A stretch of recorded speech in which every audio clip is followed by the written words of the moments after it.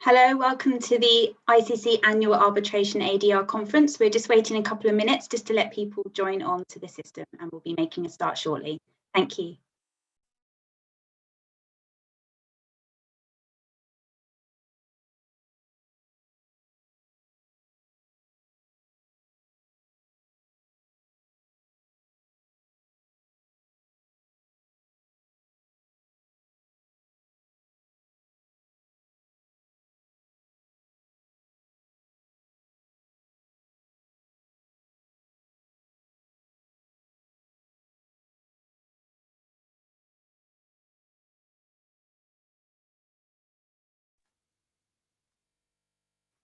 Hello, welcome to the ICC Annual Conference.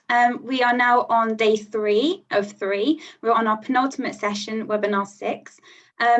Thank you for all those that have been attending and joining in on all of the sessions. If you have missed any, don't worry, you can log on to your Swapcard account, go to the event, and all of the sessions are available on demand to watch at any point. They'll be available for the next 10 working days, so please do watch them if you've missed any. I just should point out that the live discussion is open. We will be asking the audience to participate and have several polls ready to go. So please do watch the live discussion for updates. Without further ado, I'd like to introduce Guy Pendle, who is partner at CMS and also vice chair of our ICC Arbitration and ADR committee here in the UK. Guy, welcome.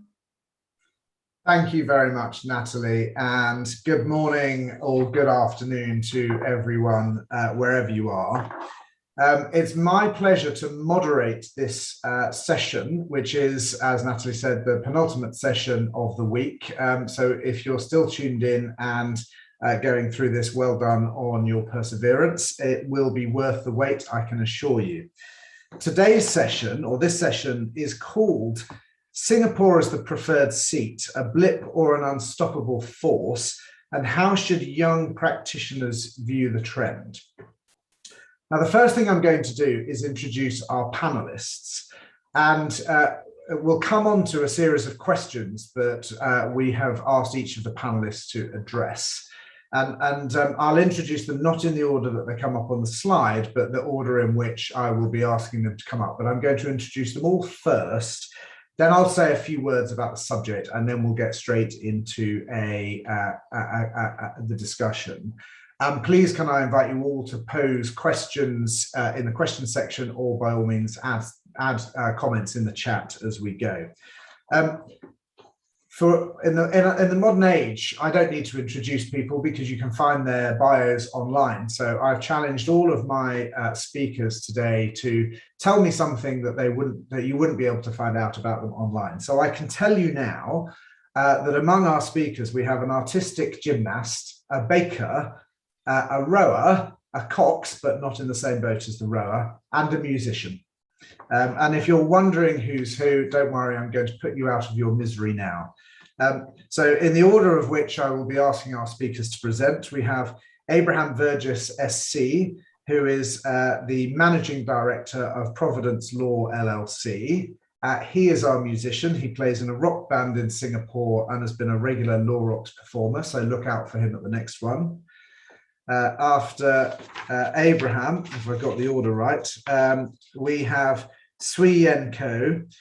Swee Yen Ko is a partner at the Wong Partnership. I don't know how much artistic gymnastics she does now, but it was certainly something she did in the past. After Swee Yen, we have Jalita Panjaitan. Jalita is a partner and the Asia head of dispute resolution at Linklaters, based in Singapore. Now, Jalita holds the record for the fastest circumnavigation of Hong Kong in a coastal rowing boat in a 4-man scull. So you've probably worked out by now that Jalita was the cox.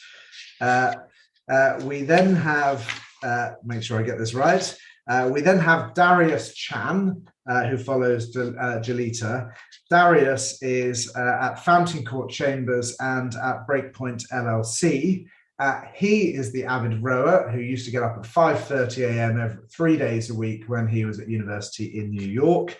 And to follow that up, we have our baker, Philippa Charles, who tells me she bakes a mean meringue. I don't know whether that means it's good or whether it's just mean. And Philippa is a partner and the head of international arbitration at Stewart's. So let's come on to the topic and a few words of introduction from me. And I think you probably all know arbitration is now big business, and the seat of arbitration, along with the applicable law, is often, if not always, often but not always, will influence a party's choice of both counsel and arbitrator. And since counsel and arbitrator generally like to get paid for their work, it means that the venues that can attract international arbitration are attracting revenues into their jurisdictions. So it comes as no surprise that many countries are now competing to make their cities attractive choices for international arbitration. But I think that's just the tip of the iceberg, because international arbitration is part of that whole system of judicial dispute resolution.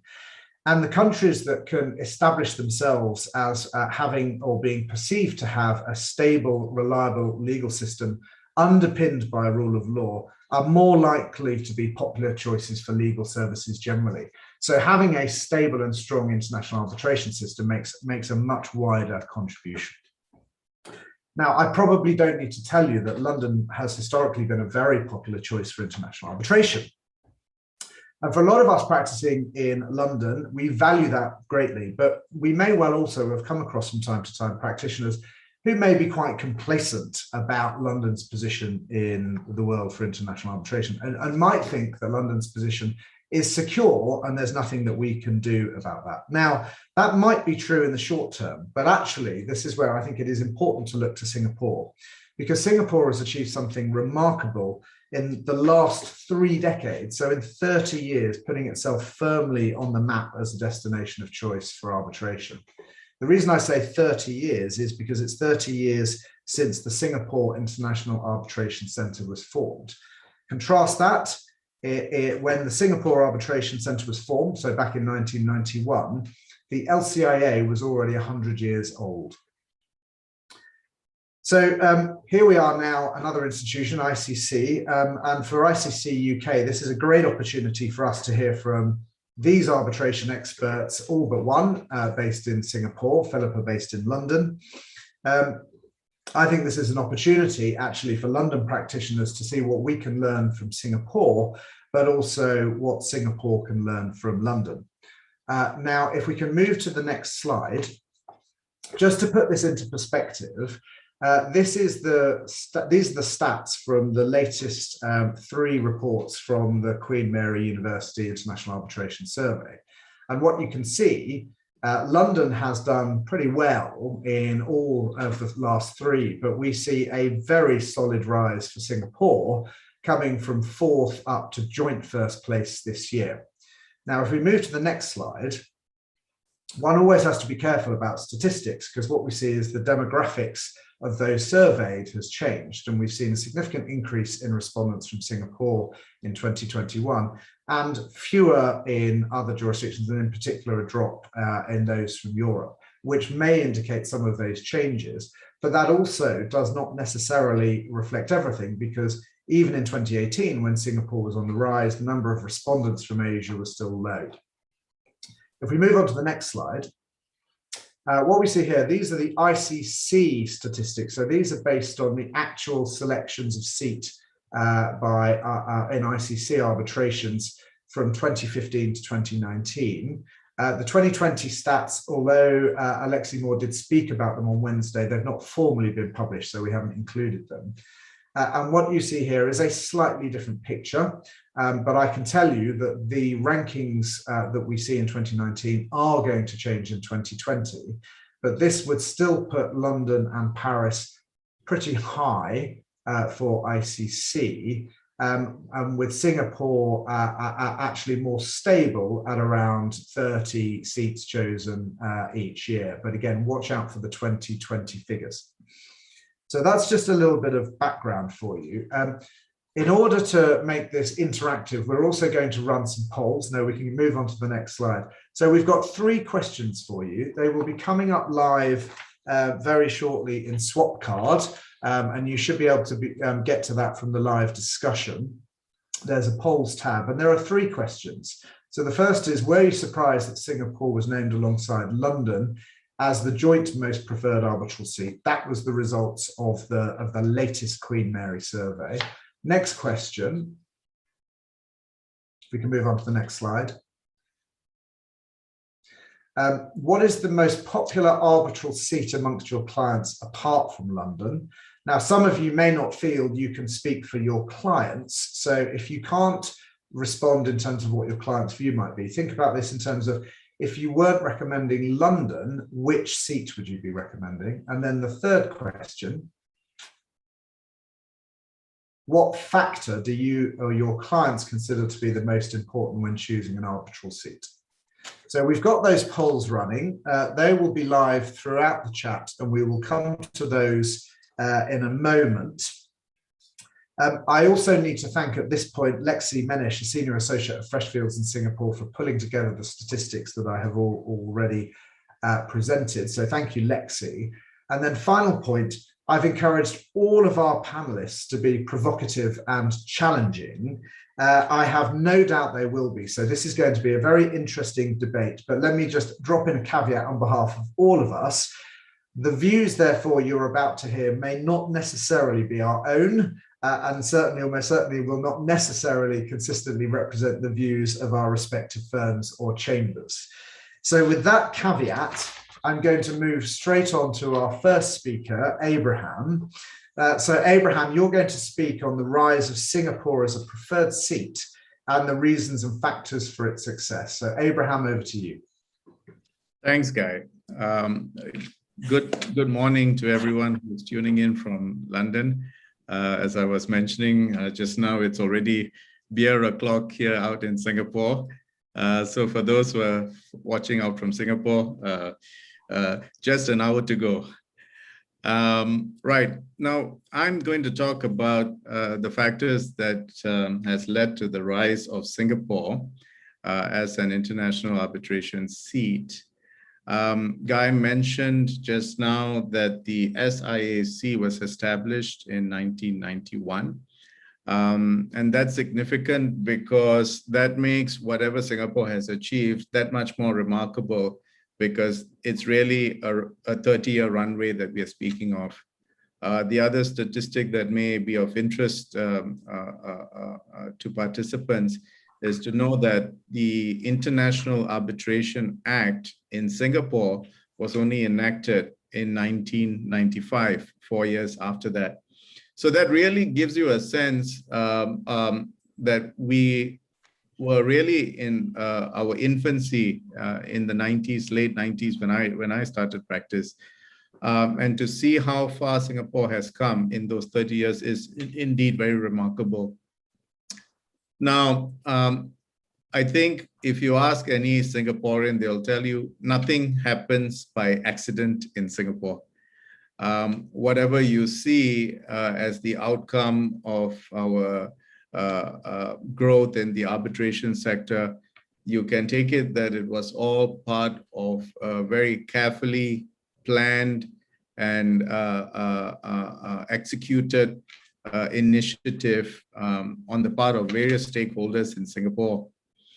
Now, when we come to discussing what are the reasons that has given rise to this meteoric success that Singapore is enjoying right now, I bring it down to maybe 3 or 4 key points. First of which is that Singapore adopts a whole of government approach.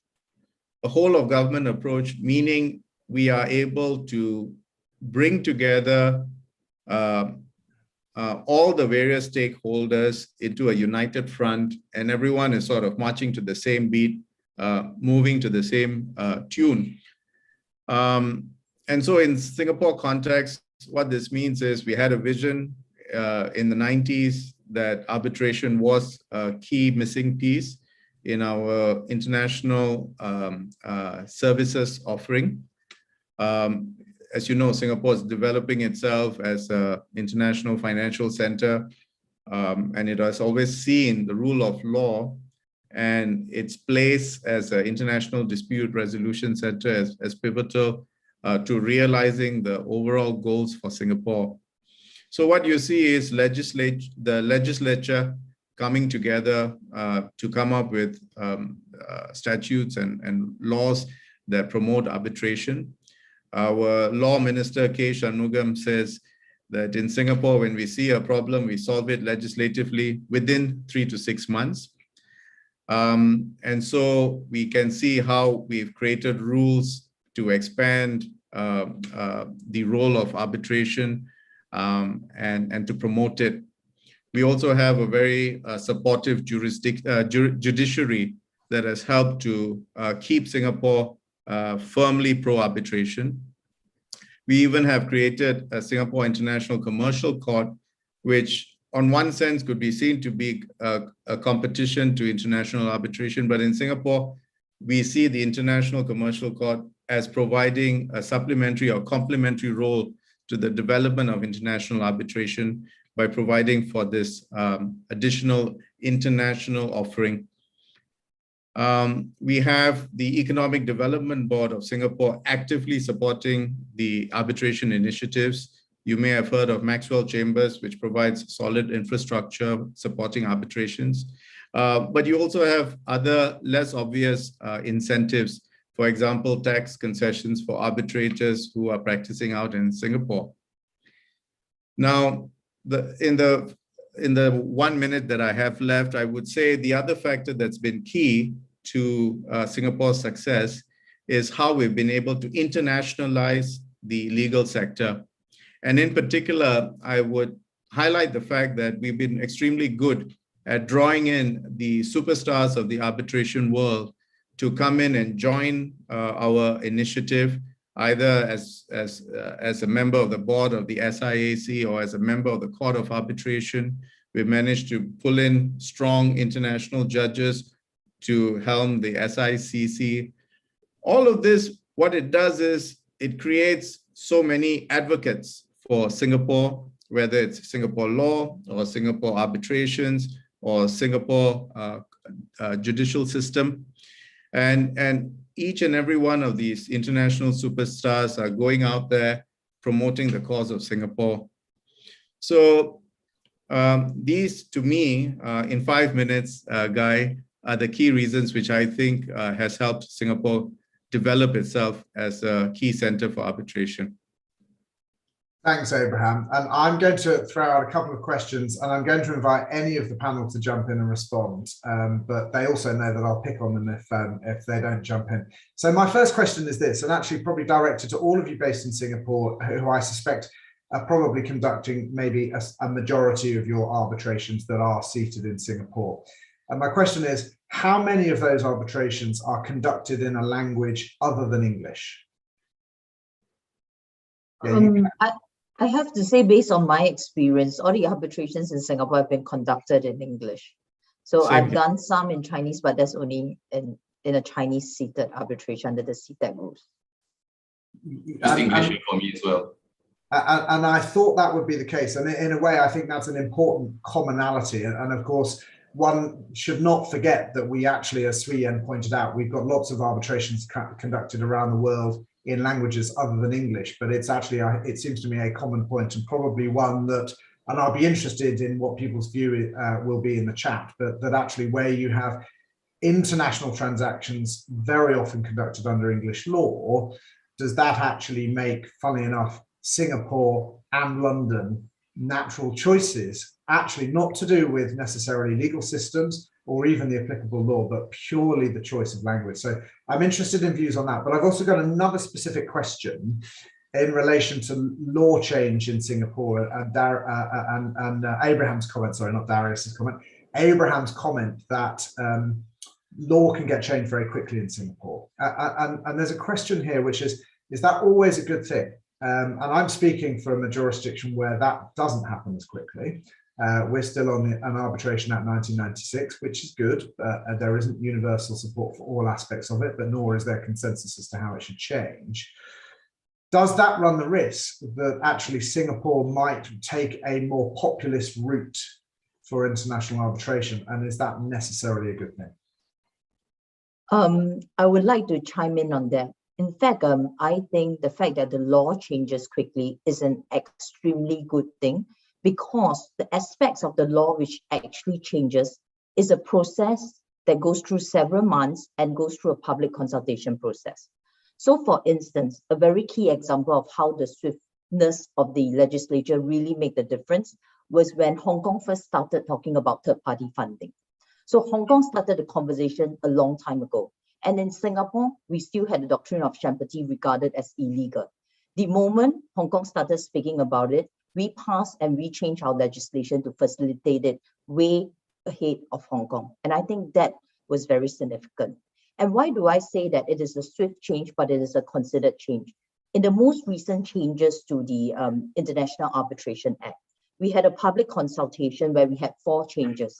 And not all of those changes were actually adopted in the final act. So one of the changes was whether we should allow appeal on a question of law on an opt-in basis. And after public consultation, the ministry decided we're not going to make that amendment at this juncture. So I think the swiftness of it is a good thing because it's a considered decision. And it's an interesting example because obviously that last one is one of the possible points of controversy for some in England and Wales, where we have effectively, you can exclude that right of appeal, but you can choose to include it by either not excluding it or possibly even opting in. And I don't think there is even a settled view on that, but it's a difficult one because if you look at London, for example, there's a very significant insurance arbitration and maritime arbitration industry. They really value, and in fact, they've always been troubled by the potential shortage of cases on issues that go to arbitration in the absence of that point of appeal. So that's a good point. Maybe we'll come back to that, and I'll see if we've got comments coming through in the chat. Let's move on to the next topic, and Swee Yen, you're going to deal with this, and that is, does Singapore have what it takes to maintain its ranking amid fierce competition from seats around the world, and can Singapore surpass London as the undisputed preferred seat in the world? Something tells me this is a little bit of a leading question for you, but wait till I get my pom-poms out. I just go for you. I love leading questions, and I'll answer it unhesitatingly with a yes. So let me explain. In the course of giving my comments, I've already spoke about the constantly evolving and forward-looking arbitration framework in the sense of the legislation. So the Ministry of Law is always looking at the arbitration and the international arbitration market and seeing what is good for changes, and they are able to effect that swiftly. The second reason why I say yes is because of the pro-arbitration environment that Abraham earlier spoke of. And he says it's a whole of government approach. And I echo that. And I think what is most critical in this government approach, when we look at the legislature, the executive, as well as the judiciary plays the largest role in cementing Singapore's popularity as a seat. And the reason why I say that is because the Singapore courts adopt a pro-arbitral stance, and they adopt this principle of minimal curial intervention. So you see many cases where you have challenges based on breaches of due process, but the courts have often refused them because they said that ultimately you must respect a tribunal's case management powers. But that is not to say then that you do not read instances also of the court stepping in, where they feel that there is actually a breach of natural justice, where they feel that something has gone wrong, whether the tribunal has acted ultra petita, infra petita, the courts have been very ready to step in. And I think this speaks very well of a pro-arbitration system, because it doesn't mean that if you're pro-arbitration, awards should not get aside. I think precisely because you're pro-arbitration, you must ensure that the due process in arbitration is respected. So you must be ready to step in. And I think the Singapore courts have been very robust in that. Abraham also mentioned the SICC, and he said that it was a complementary to arbitration, which I agree. But what also made it very interesting to me and gave me some concern about whether it would affect Singapore's popularity as a seat was when the legislature passed the the Supreme Court Judicature Amendment Act. And they said that setting aside cases can also be heard by the SICC. And the reason why it gave me a bit of a concern is because if you look at the SICC panels, Many of them also practice as arbitrators, and they take on arbitrator appointments. Then the immediate question to me when that happened was that for parties who are choosing Singapore as a seat, would they now tell their clients don't, because it'll be arbitrators deciding on arbitrators, and it takes away the very premise of a supervisory court where the judges are constitutionally, entrenched. But I have to say my concerns are probably overstated, because recently I've been reading a couple of decisions, and most recently from the Court of Appeal on an SICC decision relating to arbitration. And they were very robust, and they did set aside the partial award because they felt that that particular dispute didn't fall within the ICC terms of reference. So I think it's a good space to watch. The third reason, and Abraham also touched on it, is the success of the various institutions. I think SIAC's success cannot be understated. They have record numbers, and more critically, you may not know this, but the SIAC model arbitration clause used to put Singapore as the seat. So before they had the square brackets where you could actually, where they internationalized SIAC to say that you could have SIAC rules even if you're arbitrating in New York or London, but they used to have Singapore as a seat. And I went to trace back, and that was only, I think, taken away sometime in 2016, but now Singapore still appears in the model clause in the square brackets. So I think that also has a certain impact and has helped parties when they incorporate the model clause to just put Singapore as a seat. So I think that makes a huge difference. And of course, ICC, PCA, all of them have set up their offices in Singapore, and they have an increasing number of cases. The fourth thing, which I want to say why Singapore would surpass London, is pure economics. There is a shift of economic power to Asia.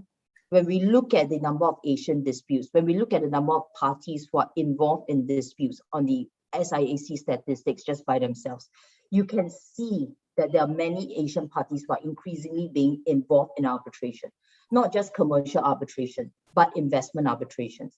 And what is also an interesting phenomenon is that there are an increasing number of investment arbitrations seated in Singapore with absolutely nothing to do with Singapore. I think all the investment arbitration cases that have come before the Singapore courts have been that. And I do want to touch on one last point, which may sound pretty controversial to Guy and Philippa, but I do believe that Brexit would have a certain impact on London as a seat for international arbitration. While there have been many writings saying that it is a plus because now London would be ready to grant anti-suit injunctions in favor of arbitration, I think one cannot forget that it is not so much of Brexit and people moving from London to Singapore, but Brexit, people moving from London to Paris. I think it is that generous sense of European parties, whether they would have a certain subconsciously negative sense because of this Brexit, that they then decide, instead of London, I think I'm going to go to Paris. And that is what I see may possibly affect London. I think I have to stop. And, I want to debate more with my other panelists. Well, thank you, Sui Yen. I think let's pick up that last point first. And I think it's probably only right that I give Philippa the opportunity to respond to that. And I think Sui Yen raises 2 points here. And actually, it might be worth picking them up. There's probably the sort of more of the legal question as to whether Brexit actually impacts on arbitration. But then I think there's the other point, which is, does it impact on a perception that could therefore influence choice? So maybe you want to pick take both of those points, Philippa. Sure. No, and I don't disagree with Sui Yen completely, in the sense that I think Brexit clearly has an impact on how people perceive London as a seat for arbitration. But actually, I think what we're hearing more and more, and particularly from the commercial court in terms of its support for arbitration proceedings in London, is that freed from some of the restraints that existed, including anti-suit injunctions within Europe, it may become a more attractive choice for certain parties. And I think it's something I'll probably talk about a bit more later in terms of kind of supportive court structures and how important those are to the maintenance of a successful standing as a seat. But yes, I mean, look, perception is a problem. From a practical perspective, I suspect there's going to be very limited impact in the short term. I think, the importance of English law, the importance of the common law is there. The depth of practitioners in London, it is undeniable, and they're not moving away. The practitioners are still here. And there are other aspects which I think, still will continue to promote London as a safe and secure seat. And I think there's also a particularly interesting dynamic from the legal perspective in terms of especially intra-EU bilateral investment treaty cases. And it's a very specific issue. But the reality is that you may have a situation in which the English courts are going to be asked to consider whether or not they are still bound by ACMEA, so far as concerns the enforcement of awards made in intra-EU BIT cases. And that is a situation where the English court potentially has the opportunity to depart from that prior jurisprudence. Now, whether it will or not is a whole other question, and we haven't had a case on it yet. But that to me is the thing that is potentially very interesting and could be a future selling point, potentially for parties to come to London in preference to any other European seat. Thanks, Philippa. In the traditional way, I think Sui Yen wants a right of reply to that. So I'm going to give Sui Yen 30 seconds just to respond, but then I actually do want to move on to the next topic, because we've also got some questions coming in from the audience, and we should probably pick up those. So Sui Yen, 30-second reply. Thank you. Do you think the fact that there's this negative sense and perception, and England and London being traditionally a common law jurisdiction as compared to a lot of the European countries being civil law, would therefore shift it towards Paris? I think that is what I would be happy to hear. Well, I think we should debate that at the end, because I think that raises an interesting question of choices of common law versus civil law systems, which was actually a question I put to Alexi Moore on Wednesday. But so we'll save that. Next, we come to Jalita. And Jalita, you are going to talk about the implications of Singapore and Hong Kong, also another seat gaining popularity around the world, as preferred seats for business or businesses, but also for law firms and lawyers in general. So that goes back to that point I raised in the beginning, that actually arbitration isn't just about arbitration, but it's actually about creating a more attractive environment for business. I think that's right, Guy. Certainly, if we think about what are the consistent themes in the rise of Singapore and Hong Kong together as popular seats globally, and obviously particularly in Asia, I think it probably reflects a combination of, first, the shifting centre of gravity of world economic activity that both Sui Yen and Abraham have already mentioned before me, and the combination of that with, as you say, the sort of arbitration ecosystem in those seats, including the reputation of these seats for active, experienced and reliable arbitral institutions, independent judiciary, as we've mentioned already as well, that's supportive of arbitration. If we end up coming back to that topic, I think for me, the theme there is really party autonomy as opposed to just curial non-intervention. And then the robust legal and commercial infrastructure to support the conduct of arbitral proceedings. And that's things like, getting in and out of the city, coming in and out with or without relevant qualifications, and then, all the way through to, I think, support for third-party funding of arbitration as well. I feel like we're on an extremely long advertisement for Asian seats, but we're allowed to do that when we're visiting a London conference, I guess, from Asia. I think the obvious implication for business would be that they can and should continue, increasingly even, to look to Hong Kong and Singapore as reliable neutral seats for arbitration as their economic activity increases in the region. So I suppose the appropriate question then to ask is there any reason to think otherwise? And we should at least be a little bit self-examining on these points. So the first question, there's two parts to that for me. The first is, are there any other seats that are equally attractive?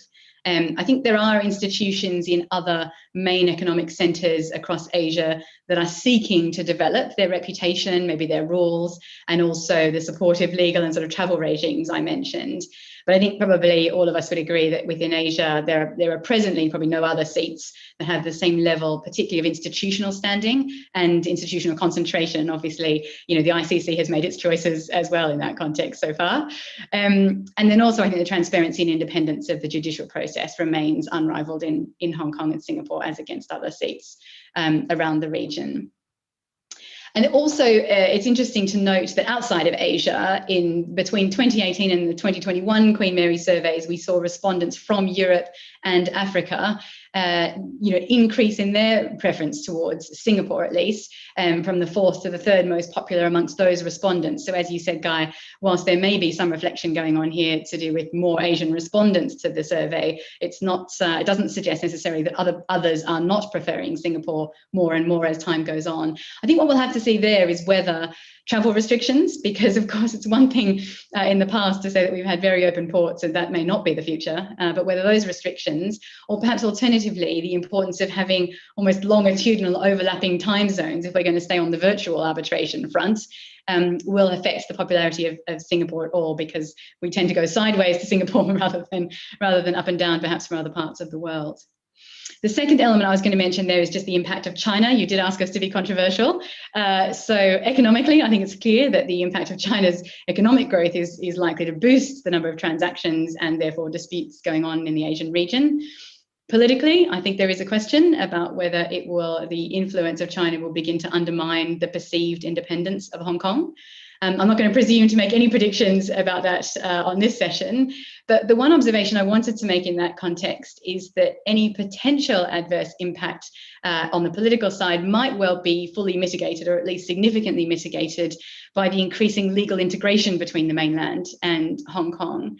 As many of your audience will know, Hong Kong seated arbitrations have the advantage both of cross-border enforcement of arbitral award arrangements between the mainland and Hong Kong, as well as the access to PRC courts for cross-border granting of interim relief measures to support Hong Kong seated arbitrations in respect of assets in the PRC. And our firm was, one of the early successful users alongside others of that scheme, which has only been introduced as recently as 2019. HKISC produced some statistics about 1 year in, and it looks to be very successful, as we found as well. And the rates perhaps are even as high as 90% of cases that apply for an order from a PRC court for preservation of assets in the PRC for a Hong Kong seated arbitration are successful in getting that order, which I think is a pretty significant advantage, actually, given how difficult enforcement can be in the PRC and how it's sometimes lacking in transparency, just kind of asset ownership and things can be in China.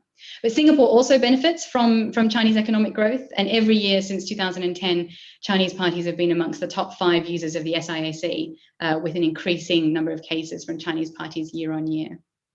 The question, just last point from me, question does request some comment on the implications for law firms and lawyers. I think there is an increasing importance for being able to access the local courts in Hong Kong and Singapore, so in terms of where law firms have offices and available lawyers with local admission, as well as being able to speak local and near country languages. So you asked a question before about conducting arbitrations other than in English.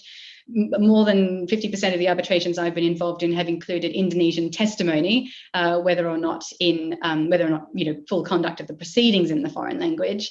And so I think Mandarin and Bahasa are 2 languages that practitioners could certainly focus on making sure they've got in their arsenal, one of them in their arsenal, as they progress in Asia. And then I think the last point from me is that one of the ironies of the popularity of Hong Kong and Singapore is that they are relatively transparent, stable, and independent for adjudication as compared with all of the other countries around them in Asia. And that means that the challenge in many of the cases that are determined in Hong Kong and Singapore is actually to enforce your award or deal with the getting your results given effect in the country where the relevant assets or the project or the counterparty are located. And so I think a growing trend will be an increased focus by clients on the track record of law firms, not just in conducting arbitral proceedings, but then in executing on the practical, like interim protective measures, combating typical attempts to frustrate the foreign party in the local jurisdiction, and then obviously the enforcement of arbitral awards as well. Thanks very much, Jalita. And now is, I think, the right time to introduce our first question from the audience. And I emphasize that this is an audience question and not a question that I have posed, but I'm going to read it out, and I suspect Philippa will be happy not to answer this, but I'll leave it to any of you to field this one. I think you've seen it as well. Doesn't Singapore's authoritarian government and system make it far less attractive than alternatives such as London or Paris isn't Singapore better as a centre for arbitration for companies in authoritarian or totalitarian countries?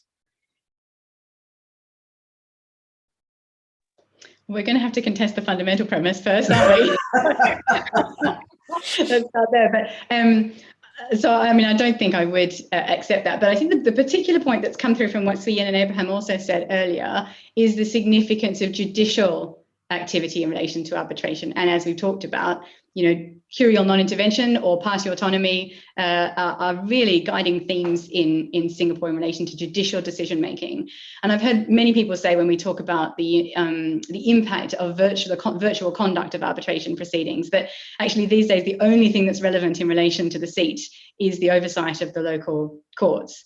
And because you probably won't go to the place, you probably don't need the restaurants near Maxwell Chambers, et cetera, et cetera. But the question of how the judiciary handle their oversight of arbitral proceedings is probably the most important. And I don't see any evidence that there's an authoritarian government approach from the judiciary to that process. So I wouldn't think, even if one were to accept the beginning premise, that really detracts from the attractiveness of Singapore as a seat. No, thanks, Jalita. And of course, it comes back to this point about perception as well. And what's interesting is obviously I think there is a recognition that there may be some concern in the context of Hong Kong. But of course, Singapore does have a very different political environment to that in other countries, and yet it doesn't seem to be having the same effect.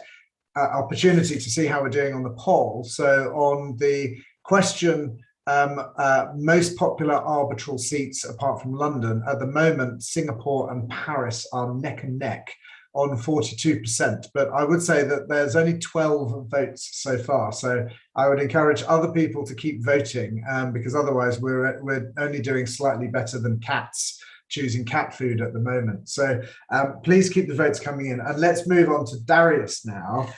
Darius, in the context of where arbitrations are seated, here's your question. What should young arbitration practitioners, barristers, and solicitors take into account or take into consideration when deciding how and maybe even where they would want to develop their practice? Yeah, in my allocated time, I'm just going to focus on 3 key points. The first will be geographical trends. The second will be industry trends, and the last will be comparative law. On geographical trends, we've heard the various panelists talk about India. We've heard about China as well. But when you go behind the buzzwords and you look at what the data says, the message is actually crystal clear. In the SIAC's annual reports for 2019-2020, you see India forging right ahead as the top foreign users. It's not even close. In 2019, the cases involving India was 4 times that of China. In 2019, the cases involving India was 3 times that of China. So India is way up there. This is consistent with the ICC experience. According to the 2019 ICC statistics, in the list of most frequent nationalities, India jumped from 15 to 2nd, and China jumped from 11 to the 5th, right? With over half of the cases involving Indian parties being administered out of Singapore.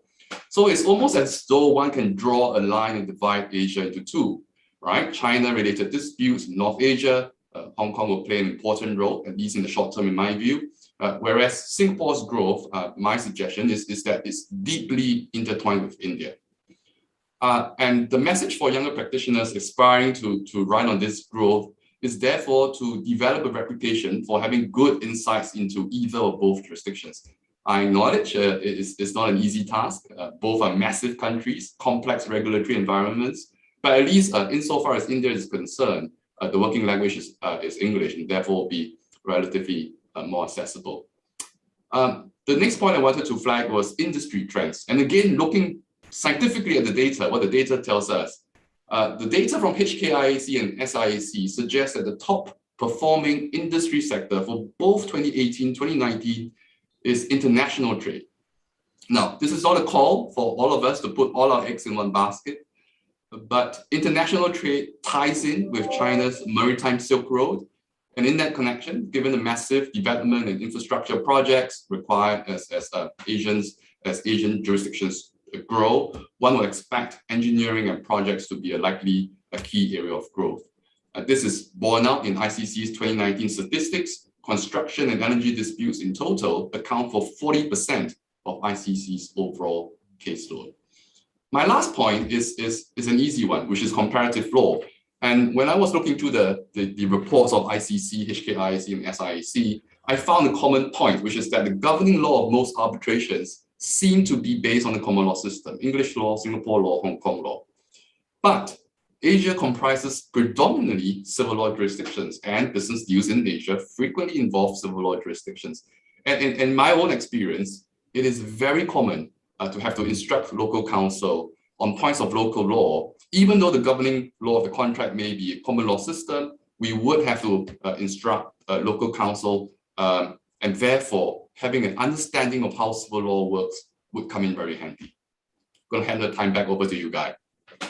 Thank you, Darius. That's very helpful. So let's just pick up that last point on common law versus civil law. I think Darius gives a good aspect to that, which is actually practitioners need to have some familiarity with both. But for arbitration seated in Singapore, are you seeing that actually it is predominantly common law, applicable law, or is it a mix? And I'm going to also give Philippa the opportunity to comment on this as well, because I suspect that in England, in London in particular, it would be very unusual for there to be a civil law applicable law to an arbitration. Not completely unheard of, but quite unusual. So maybe let's hear from either maybe Abraham or Swee Yen on the preferences on applicable law in Singapore. So let me just say this. I think the dichotomy between common law and civil law sort of falls away when you consider the fact that the choice of governing law is typically a neutral law that two parties of different nationalities and cross-border scenario can ascribe to.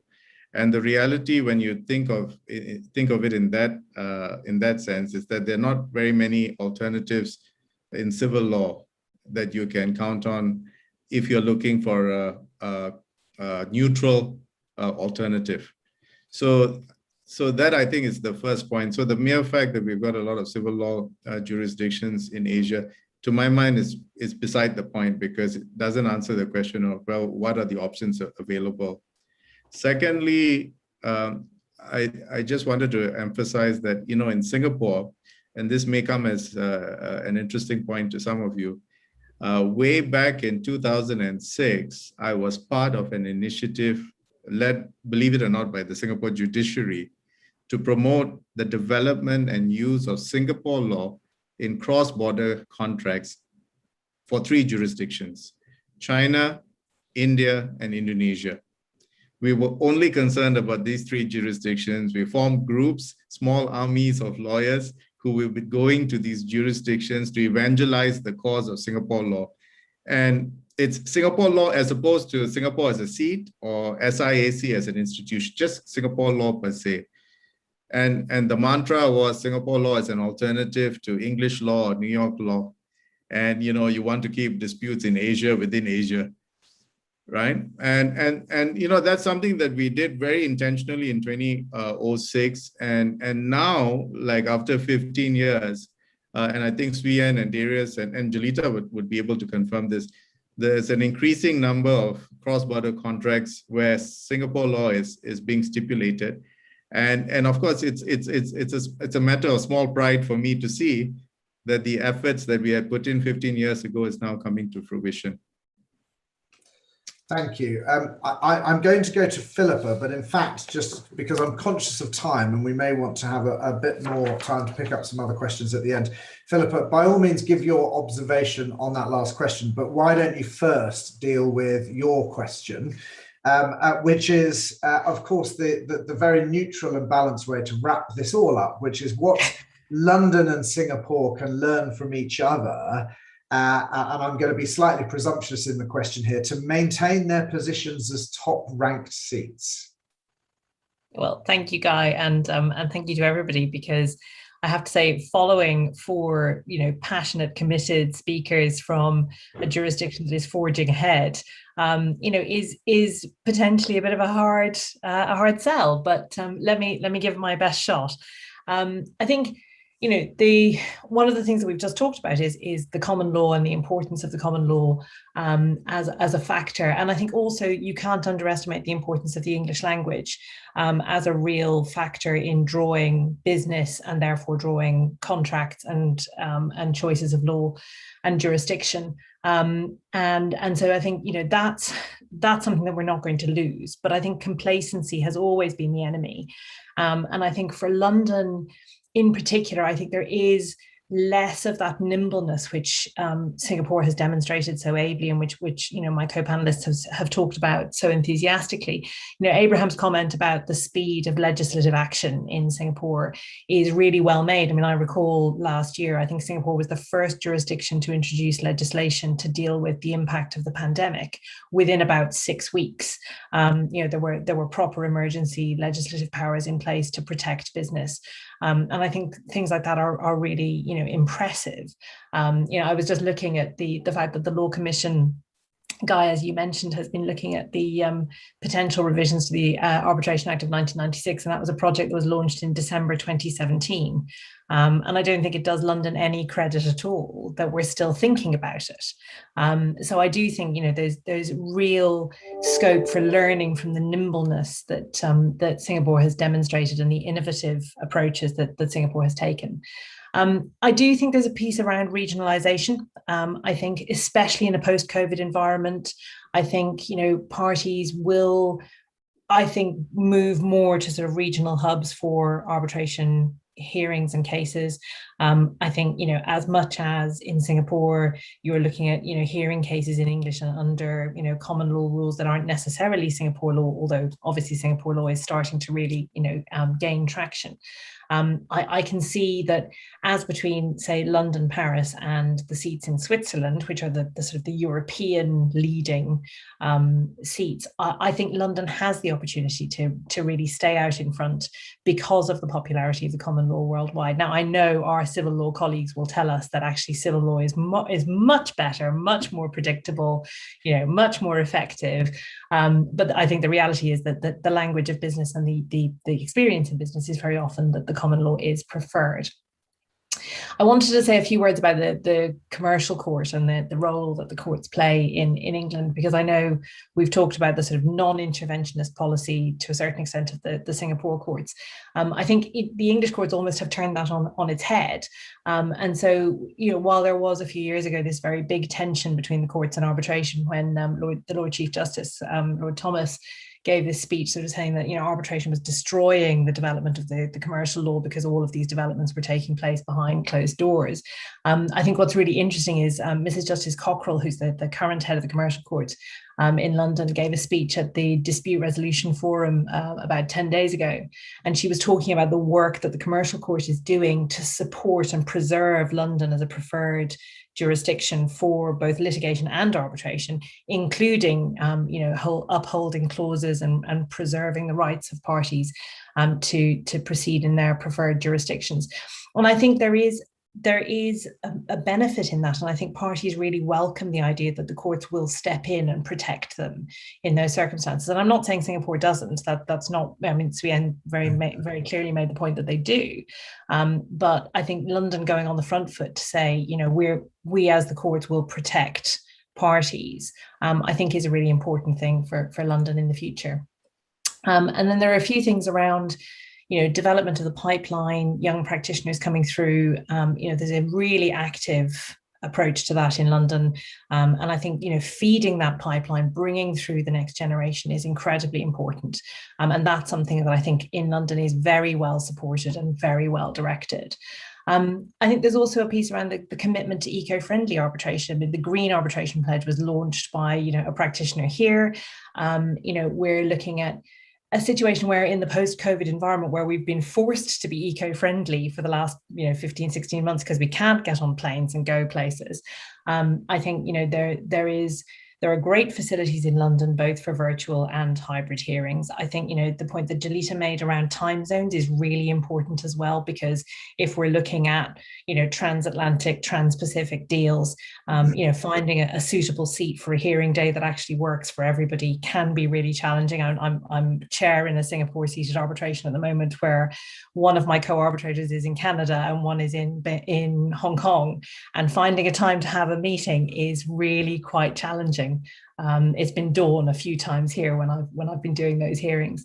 And then finally, there's the wildcard point, which is what happens if, as was predicted last week on the back of the announcement that the UK was doing a trade deal with Australia, what happens if the UK joins the TPP?